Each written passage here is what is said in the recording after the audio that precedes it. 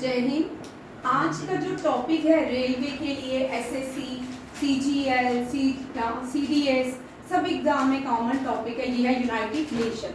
United nation हमने बहुत बार पढ़ा है, बट आज जितने भी इसके फैक्ट्स हैं, न्यू सेक्रेटरी जनरल है, चेयरमैन है, प्रेसिडेंट है, कब बना, कितने न्यू मेंबर्स बने यूनाइटेड नेशन सिक्योरिटी काउंसिल के, ठीक है, कितने जो ऑर्गन्स हैं यूनाइटेड नेशन के उनके रिलेटेड भी सारे क्वेश्चन, जैसे यूनेस्को की कौन से न्यू कंट्री एडिशन हुई है, ये सारी कल्चरल साइड और नेचुरल साइड, ये इंटेंजिबल यूनेस्को की साइड, ये सब आज के क्वेश्चंस में एडिशन रहेगा।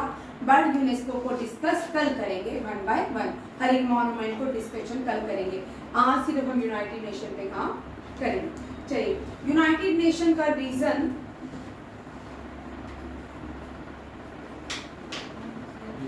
ठीक है। यूनाइटेड नेशन कहाँ बनाया गया था, कब बनाया गया था, सारे पढ़ मेरे, ठीक है, यहाँ पे देखते भले वो मैंने स्लाइड पे वर्ल्ड वॉर सेकेंड के एंड होते ही बड़े सारे नेशंस ड्यून हुए, बड़े सारे नए नेशन बने, बड़े सारे नेशन डिसअपेयर हो गए, loss to life and property था। इसको देखते हुए लोगों ने बोला 1942 से 1945 तक वर्ल्ड वॉर 2 चला, ठीक है। वर्ल्ड वॉर 2 में याद रखिएगा, ड्यूरिंग वर्ल्ड वॉर 2 एक पेंडेमिक भी हुआ इंडिया में, लॉ टैक्सेस इंट्रोड्यूस हुए वर्ल्ड वॉर 2 में।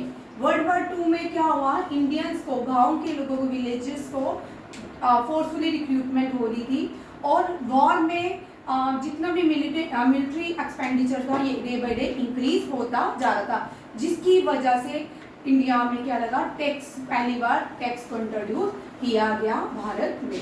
ये भी यहाँ रखिएगा, tax during second world war introduce किया गया था। फोर्सफुली रिक्रूटमेंट उन्होंने कहा था कि भारत के लोगों को अगर आप वॉर में हमारा साथ देते हो तो हम आपको आज़ाद कर देंगे, बट ऐसा नहीं हुआ, ठीक है। 1942 से 1915 तक ये वॉर, 45 तक ये वॉर चली, ठीक है।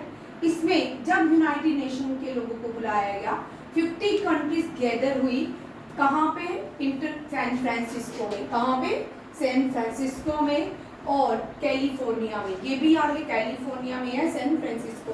कितने देश कहाँ पे ने, 50। सिग्नेचर देखिए किस किस ने किया, ये भी क्वेश्चन आएगा। हाँ क्या, एक मिनट आ रही,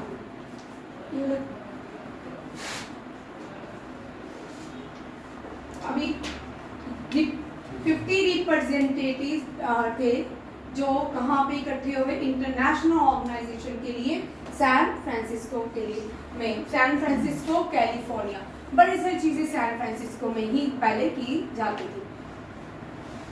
नेक्स्ट देखिए क्या होते, 1942 में चर्चिल, रोजवेल, मैक्सिम लिट्विनोव, ये यूएसएसआर के प्रेसिडेंट थे उस टाइम, ये एक्टिव थे, टीवी सॉन्ग चाइना, इन्होंने एक शॉर्ट डॉक्यूमेंट साइन किया। लेटर इस डॉक्यूमेंट को डिक्लेयर यूनाइटेड नेशन कहा गया। यूनाइटेड नेशन को साइन किसने किया, स्टार्टिंग में चर्चिल, रोजवेल, ये यूएसएसआर के थे, और चाइना के टीवी सॉन्ग ने ये डॉक्यूमेंट साइन किया, बाद में इसको यूनाइटेड नेशन का नाम दिया गया। Next day representative 22 other nation added their signature. उसके बाद जो कभी कभी क्वेश्चन आता है, सैन फ्रांसिस्को में कितने लोगों ने यूनाइटेड नेशन डिक्लेरेशन को सिग्नेचर किए, 52। देखना, चेक करना, 52 ही है, चेक कर लेना, 50 तो लोग थे, ठीक है। पॉज करते, अब देखो नेक्स्ट स्लाइड पे चलते हैं। यूनाइटेड नेशन की, यूनाइटेड नेशन को 2 पार्ट्स में डिवाइड किया जाता है, एक तो उसकी ऑर्गन्स हैं, एक तो उसकी बॉडीज है। जो ऑर्गन्स है, द मेन बॉडी, ये बॉडीज है, द मेन बॉडीज जो भी है यूनाइटेड नेशन की, general assembly, security council, economic and social council, trusteeship council, international Court of justice and UN secretariat. All were established in the United UN Charter when the organization was formed in 1945। याद रखिएगा ठीक है। 1945 United nation बना था। अब starting में देखो United Nation का फॉर्मेशन डे, इस दिन हम यूएन डे सेलिब्रेट करते हैं। हर साल 24 अक्टूबर को यूएन डे सेलिब्रेट किया जाता है। यूनाइटेड नेशन का headquarter New York, United Nation General Assembly का New York, United Nation Security Council का न्यूयॉर्क, यूनिसेफ का न्यूयॉर्क, बड़े सारे ऑर्गेनाइजेशन ज़्यादातर न्यूयॉर्क में ही है। ऑफिशियल लैंग्वेजेस जो बोली जाती है, हिंदी के लिए भी भारत ने बहुत सारा पैसा क्या है यहाँ पे सबमिट करवाया कि हिंदी को भी यूनाइटेड नेशन की ऑफिशियल लैंग्वेज बनाया जाए। चाइनीज, रशिया, इंग्लिश, फ्रेंच, ये ऑफिशियल लैंग्वेजेस हैं यूनाइटेड नेशन की। करंट मेंबर है 193 मेंबर्स। कितने हैं? 193 कंट्रीज जो है इसकी मेंबर हैं। सेक्रेटरी जनरल रीअपॉइंटमेंट अपॉइंटेड हुए हैं Antonio Guterres. Deputy secretary general Amina J Mohammed, देखना आप चेंज ना हो गया हो। जनरल असेंबली प्रेसिडेंट अब्दुल्ला साहब, ये चेंज हो गया। अभी नेक्स्ट ईयर जो चेंज हो गया उनको आगे देखते हैं, ठीक है।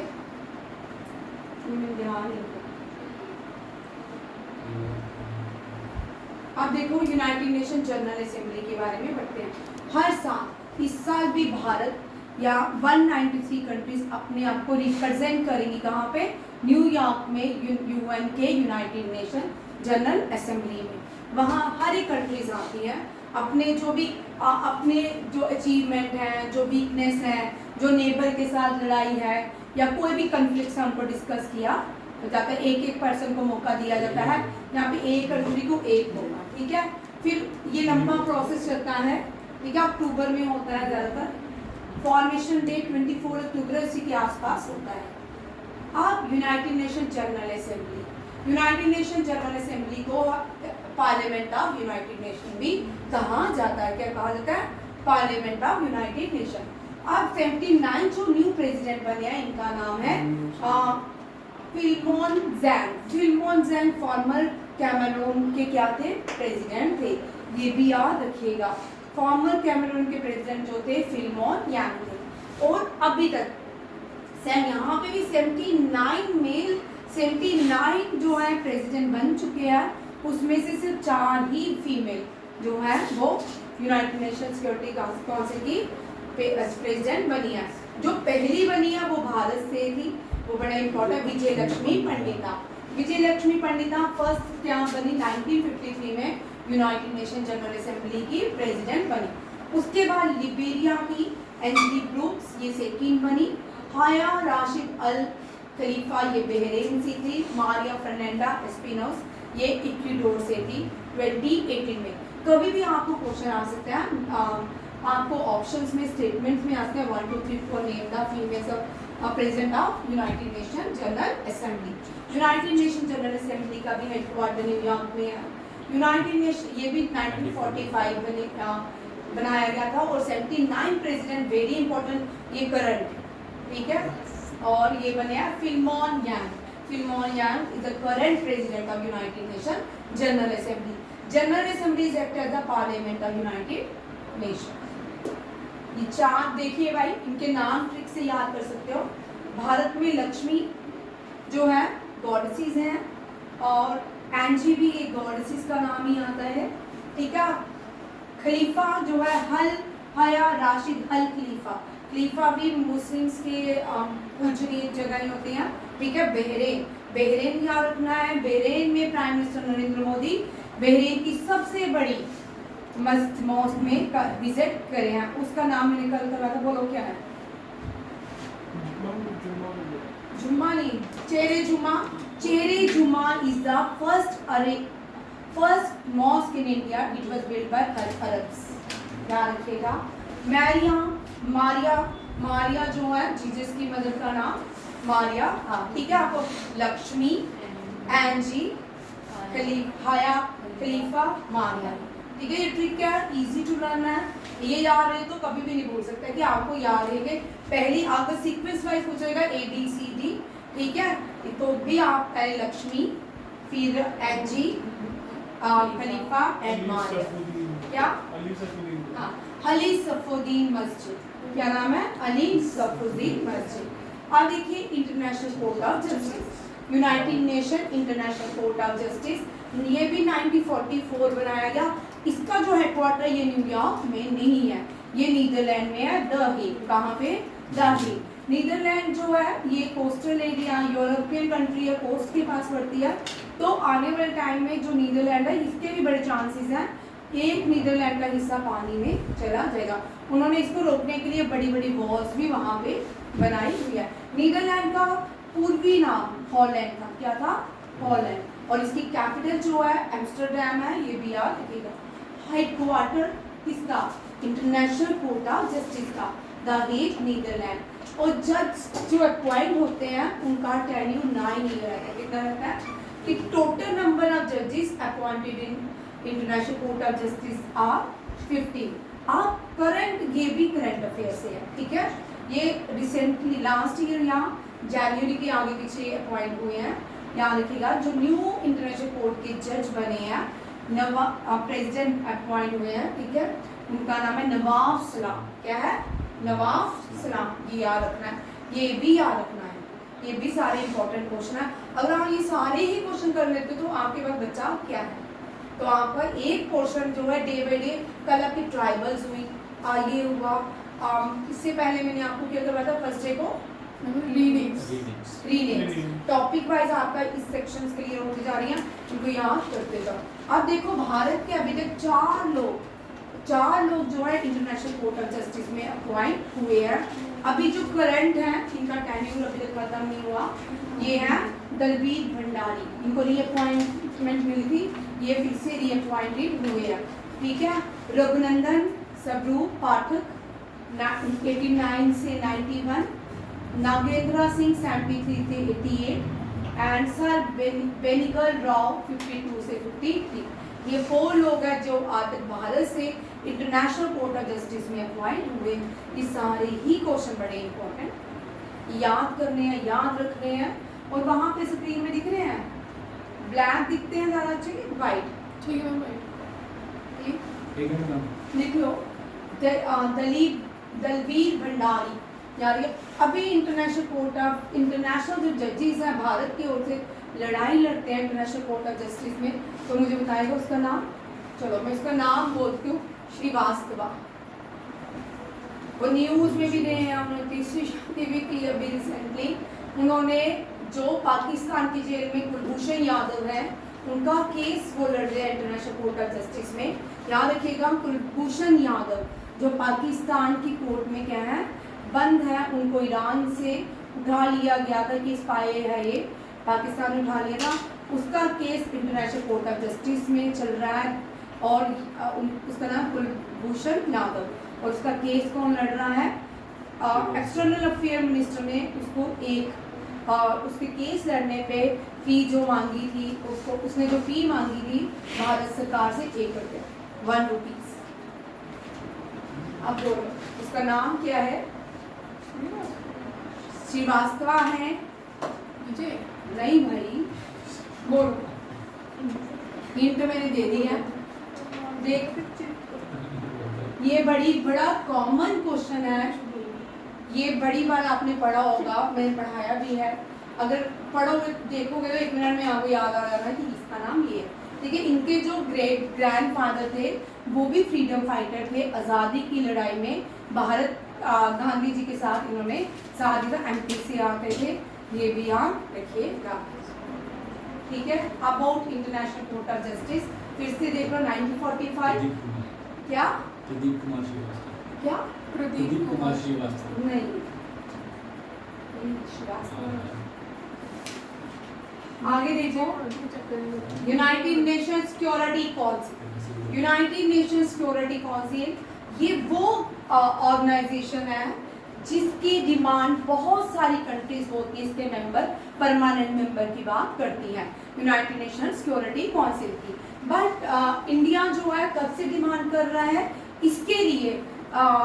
United Nation Security Council organisation में इंडिया भी मेंबरशिप चाहता है। इंडिया ने इसके लिए एक G20 हुआ, जब G7 देश बने उन्होंने एक और ग्रुप बनाया G20, ठीक है।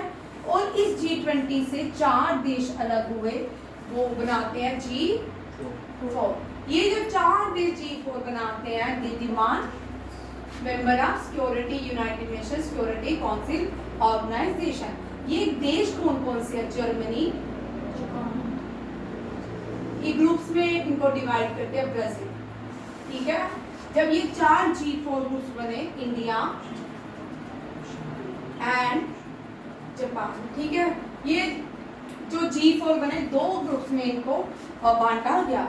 एक ग्रुप है जर्मनी ब्राजील का, दूसरा है इंडिया और जापान का। ब्राजील और जर्मनी ने बोला अगर हम दोनों में से एक को यूनाइटेड नेशन की क्या मिल जाती है, मेंबरशिप, तो हम क्या लेंगे, पावर्स को शेयर कर लेंगे। और अगर भारत को मिलती है तो भारत जापान के साथ, तो जापान को मिलती है तो जापान भारत के साथ पावर शेयर करेगा। बट इनमें से ये जर्मनी और जापान दोनों G7 के मेंबर हैं। इसके मेंबर हैं G7 के। इंडिया और ब्राजील नहीं, इंडिया और ब्राजील G7 के मेंबर नहीं है। G7 की साल मीटिंग इटली में हुई। कहाँ पे हुई? इटली में हुई। और जापान जो है, जापान में मालाबार एक्सरसाइज, जापान में क्वाड ग्रुप्स की ऑफ कॉन्फ्रेंस होगी, ये भी याद रखिएगा। क्वाड ग्रुप क्या है? G4 और क्वाड ग्रुप में क्वाड भी 4 देशों से ही बनता है। ये कौन सा है? इंडिया। क्वाड जो है इंडिया और यूएसए ने स्टार्ट किया था, बाद में जापान और ऑस्ट्रेलिया इसका मेंबर। याद रखिए, नेक्स्ट ईयर क्वाड ग्रुप की मीटिंग भारत में होगी। कहाँ होगी? भारत में होगी। और यहाँ पे क्वेश्चन में छूट गया है मालाबार एक्सरसाइज। हाँ, मालाबार एक्सरसाइज तो आपको पता है, वो मैंने आंसर नहीं समझा, फिर भी सुन लो। मालाबार एक्सरसाइज जो है ये भी क्वाड देश ही करते हैं। ये स्टार्ट हुई थी 2021 में। अब क्या होते हैं ये? Germany, Brazil, India, Japan. क्या होगा? जर्मनी, ब्राजील, इंडिया और जापान, ये 4 देश हैं जो डिमांड कर रहे हैं इसकी United Nation Security Council organisation की। अब क्या है, यदि डिमांड करने के बाद कल जो करंट अफेयर हमने पढ़ा, कौन से देश ने कहा है कि भारत को क्या मिलनी चाहिए? मेंबरशिप मिलनी चाहिए। किसकी? इसका मेंबर, परमानेंट मेंबर बनाना चाहिए भारत को सिंगापुर में। प्राइम मिनिस्टर रिसेंटली ब्रुनेई के बाद कहाँ पे विजिट किया है? सिंगापुर। और वहाँ पे भी बात उठ रही है, बट सब देश चाहते हैं कि भारत को United Nation Security Council organisation का मेंबर होना चाहिए। इसकी फॉर्मेशन देखिए, 24 अक्टूबर 1945 बनाएगी। 15 कंट्रीज। अब 15 में से जो 5 है ये P5, इनको परमानेंट मेंबर कहा जाता है। जो P10 है ये इनको MP कहेंगे, नॉन परमानेंट मेंबर, ठीक है। P5 में UK, United kingdom, USA, United state of America, Russia, ठीक है, फ्रांस एंड चाइना। हाँ, भारत में 9/11 पे अटैक हुआ था, तो जिसने अटैक करवाया था उसकी जो PIL है वो भारत ने कहाँ पे फाइल की? यहाँ पे। कुछ हो रहा ना, ठीक है। इसको इधर कर दो। उसको भारत ने क्या किया? PIL फाइल की कि उसको वर्ल्ड का टेररिस्ट घोषित किया जाए, अजहर महमूद को। बट चाइना बार बार क्या करता था कि जब भी वोटिंग होती थी, चाइना वोटिंग नहीं करता था। 4 में से कोई एक भी वोटिंग उसके फेवर में करे तो क्या हो जाती थी? जो लिटिगेशन डाली होती वो क्या हो जाती थी? कैंसिल हो जाती थी। अब फ्रांस ने 2020 में एक प्रेशर बिल्ड किया सारी कंट्रीज के ऊपर, और चाइना को भी क्या हुआ कि उस वीटो पावर देनी पड़ी। किसके अगेंस्ट? मसूद अजहर के खिलाफ उसको इंटरनेशनल टेररिस्ट घोषित किया गया। और आप देखिए, ये मैंने लिख दिया हुआ है, India has been a non permanent member, ठीक है, 8 टाइम्स। इंडिया कितनी बार, क्वेश्चन आता है, इंडिया कितनी बार यूनाइटेड नेशन सिक्योरिटी काउंसिल का नॉन परमानेंट मेंबर बना? 8 times. Non permanent member United nation कितनी बार बना? 8 टाइम्स। आप देखिए इस साल कौन कौन से देश जो है नॉन परमानेंट मेंबर्स हैं, और कौन से देश जो है जो बनने जा रहे हैं नॉन परमानेंट मेंबर्स। ये पहले यहाँ पे देखिए, Algeria, Ecuador, Ghana, Japan, Malta, Mozambique, Republic of Korea, Saira Leone, Slovenia and Switzerland. इनमें से 3 या 4 या 5 की मेंबरशिप खत्म होने वाली, टेन्योर खत्म होने वाला। इसका जो टेन्योर पीरियड होता है वो 18 मंथ या 2 ईयर ही रहता है। बट अब जो नए मेंबर बन गए Pakistan, Somalia, Denmark, Greece and Panama, ये सारे ही खतरनाक देश हैं। ठीक है, कोई पायरेट्स में है, कोई मिलिटेंसी में है, कोई किसी में आगे है। ठीक है, याद रखिएगा। ये आप इनमें से कुछ के अल्जीरिया, इक्वाडोर, अल्जीरिया के लिए इक्वाडोर, जापान, इनमें से 3-4 की जो है मेंबरशिप टेन्योर खत्म होने वाला है। भारत 8 बार बना, ये भी याद रखिएगा। और कौन सी कंट्री रिसेंटली भारत के फेवर में बोला है, उसको United Nation Security council, Singapore.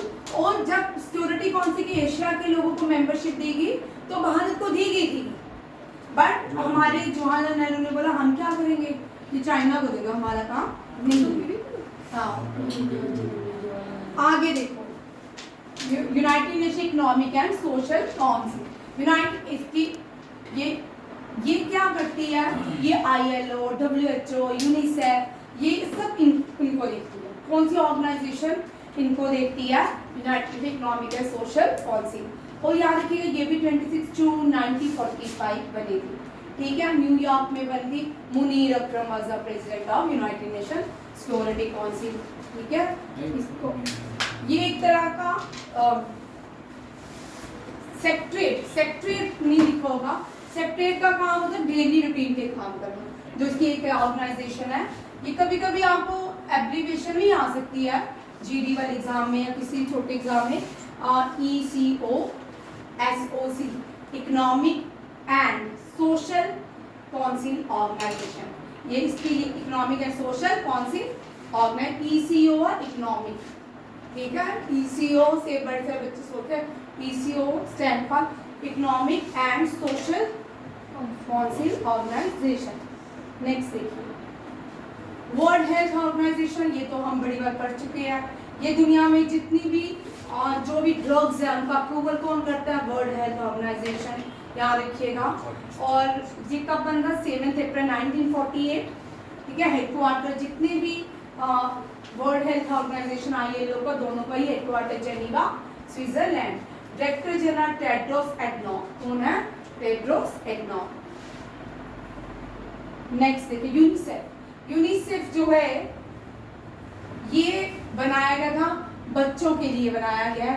दुनिया में जितने भी बच्चे जिनको एजुकेशन नहीं है, जिनको खाना नहीं है, फूड नहीं है, उसके लिए एक ऑर्गेनाइजेशन बनाएगी ताकि उन लोगों को एड पहुंचाई जाए यूनिसेफ के थ्रू। ये अफ्रीकन कंट्रीज होगी, ठीक है, साउथ अफ्रीकन कंट्रीज होगी, एशिया के बहुत सारे कंट्रीज हैं, यहाँ पे इस एड्स प्रोवाइड की जाती है यूनिसेफ के थ्रू। ठीक है, यूनिसेफ क्या है, United Nation International Children Emergency Fund. ठीक है, no official United Nation Children Fund, अब इसको यूनाइटेड नेशन चिल्ड्रन फंड के नाम से जाना जाता है।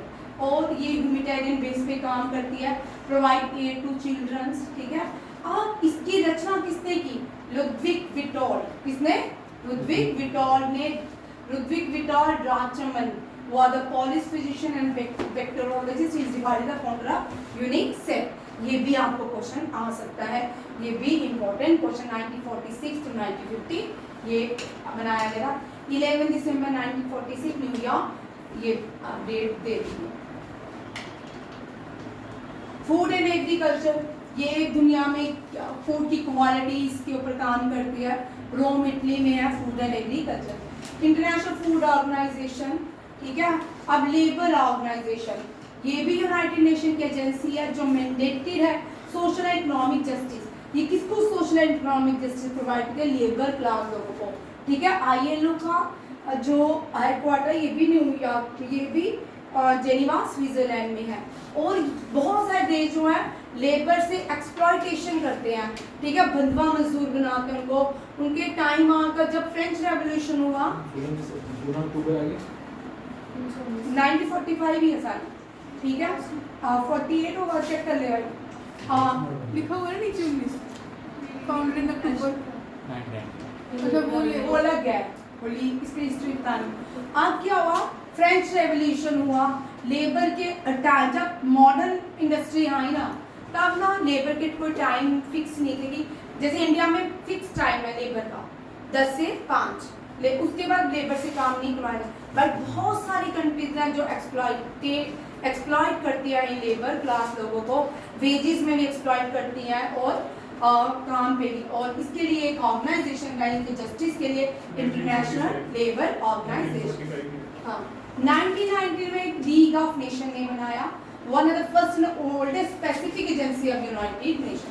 ये ओल्डेस्ट है, ठीक है। इससे पहले बनाई गई, बाद में यूनाइटेड नेशन में इसको जगह मिल गई। इसका हेडक्वार्टर जेनीवा स्विट्जरलैंड 1909 लिखा है, 1919 में बनी थी। ये भी याद रखिएगा, ये ओल्डेस्ट है, ठीक है। अब आते हैं जो सबसे इम्पोर्टेंट क्वेश्चन है, यूनेस्को। यूनेस्को जो है ये क्या करता है? United Nation educational, scientific and cultural organisation. ये सबसे ज्यादा यूनेस्को वर्ल्ड हेरिटेज साइट जो है दुनिया में, वो किसके पास है? इटली के पास। किसके पास है? इटली के पास। और उसके बाद जो देश आता है वो चाइना है, तीसरा जो है भारत। अब भारत के पास 43 क्या हो गई है? UNESCO world heritage sites. और इसके जो डायरेक्टर जनरल तब से यही है, ऑड्रियो एजोली, और हेडक्वार्टर इसका पेरिस, फ्रांस में। आप देखिए अजंता के sun temple, Ellora, Taj Mahal, Agra fort. अभी हम आज इनको डिस्कस नहीं करेंगे क्योंकि क्लास का टाइम भी हो गया नेक्स्ट। और डिस्कस जो करेंगे कल 1 बाय 1 ये 3 पार्ट्स में होगा, एक दिन में नहीं हो सकता हो जाए शॉर्ट, बट इसमें से जो है क्वेश्चन बहुत सारे बनते हैं। अब आपके जो एसएससी के एग्जाम है ना, इन सारे क्वेश्चंस के ऊपर डिपेंड है।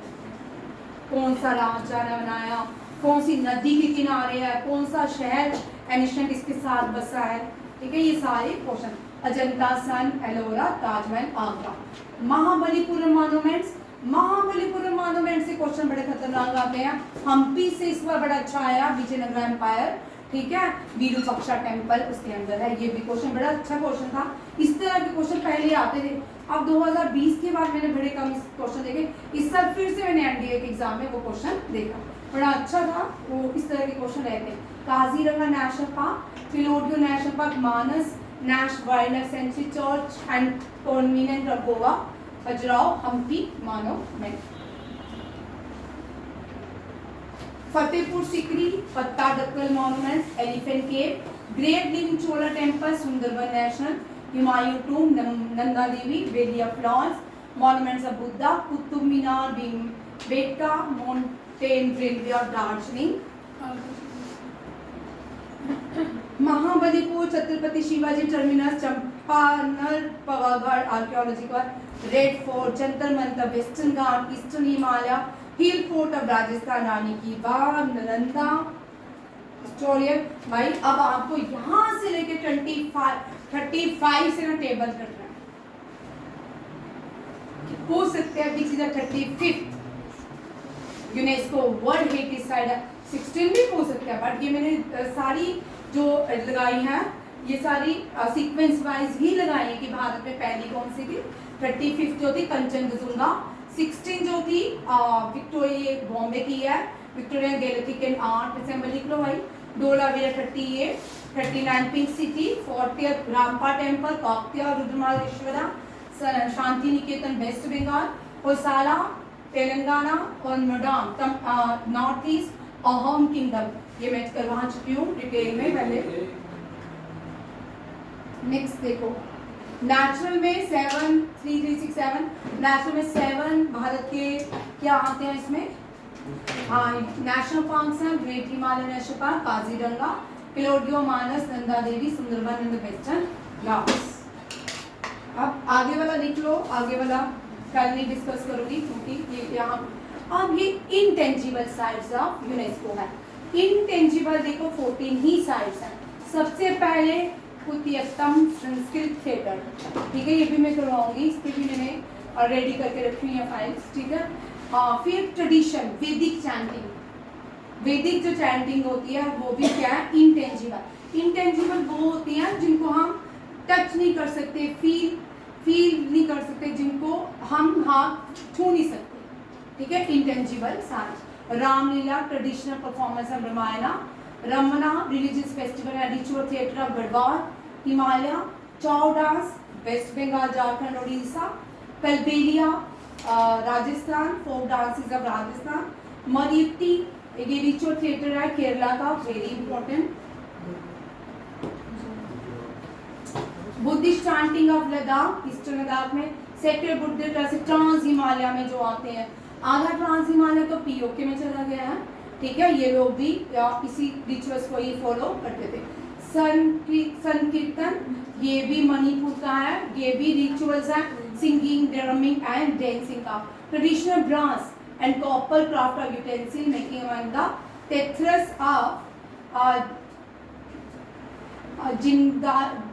Jandiala Guru Punjab, very very important question, ठीक है। और योगा, योगा जो था 16 में हुआ। नौरोज जो है पारसीज के न्यू ईयर होते हैं, 21 मार्च को स्टार्ट होते हैं, 9 दिन चलते हैं। शियाज भी मनाते हैं, लद्दाख में मनाया जाता है, बट ये पर्शियन लोग जो है उनके गॉड जोराष्ट्र को डेट के दिया किया जाता है। कुंभ मेला भारत का, कुंभ मेला विक्रमशिला ने स्टार्ट किया था, इसने विक्रमशिला ने, ये भी याद है। दुर्गा पूजा कोलकाता 2021। और लास्ट जो है गरबा, गरबा जो है राजस्थान का है, सॉरी गुजरात का है, जेठालाल भूल गया था मुझे, ठीक है। गरबा जो है गुजरात का है और घूमर जो है वो है राजस्थान का, ठीक है। ये आपके इंटेंजिबल साइट्स, ये सारे याद रखने हैं, ठीक है। ये सारे ही क्या कर रहा है भाई, ये सारे ही याद रखने हैं। ये आज आपका यूनाइटेड नेशन कंप्लीट, जो इम्पोर्टेंट, इससे डिटेल में हो सकता है आ जाए कोई, वैसे आएंगे नहीं। जो मोस्टली क्वेश्चन पूछे जाते हैं डिटेल में करना होगा, वो नेक्स्ट स्लाइड में मैं फिर से तैयार करूँगी, आपको और डेप्थ में करवाया जा सकता है, ठीक है। Happy teachers day to all of you. भगवान आपकी ज़िंदगी में हमेशा खुशहाली, नई ऊंचाई और आपको हमेशा भगवान उन्नति प्रदान करे। थैंक यू, जय हिंद।